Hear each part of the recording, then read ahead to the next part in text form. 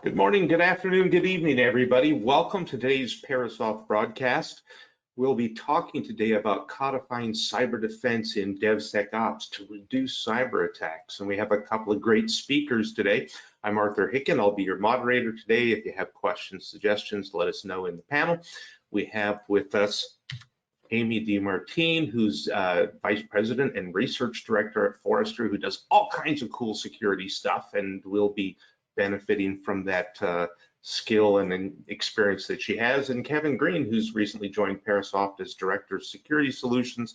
Kevin comes from MITRE and before that DHS, and has spent a lot of time helping the country and the industry grow as a whole with security. So we look forward to hearing that.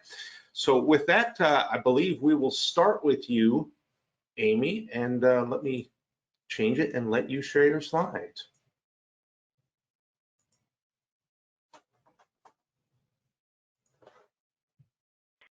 All right, so now we're going to go off webcam. All right. Yes. Then.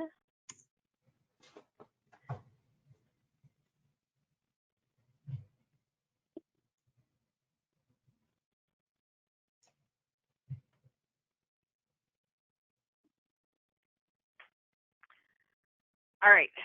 Oh, that's weird. We see your creator slide, not your. There you go. You good? You don't see this go to webinar box, right? Nope. Okay, good. Oh, phew. All right. All right, so should I just go anytime?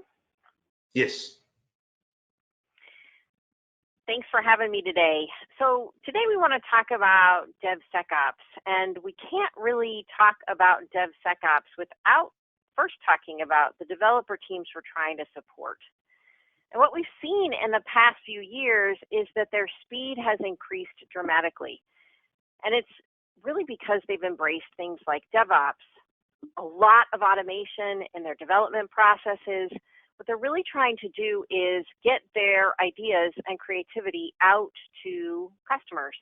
And what we've seen here at Forrester is for those companies that are customer obsessed, moving faster usually wins. So getting those ideas, those new features out to customers is really key to winning the hearts and minds of not only current customers, but potential customers as well. So when we look at this in 2018, 27% of developers said that they could release applications monthly or more frequently, whereas in 2020, that number jumped to 41. Now you kind of see it slowing down between 2019 and 2020. And that's because there's, only a certain number of teams are embracing it inside of companies. So there's not a whole lot of growth that can happen, from 41% of applications moving monthly or faster. If you think about your own firm, you might think, well, that's a lot of our applications that would be moving to that fast. If 41% of them did, we also have legacy applications. We also have applications that haven't moved to this more automated kind of release cycle. It may be more waterfall, for example. So when you think about 41%, that's a lot of applications that are moving at this kind of speed. Amy, quick question for you. Since we're moving so fast with developing software, do you think we are creating vulnerabilities at a faster pace? And if so, how do we tame the beast that has been unleashed?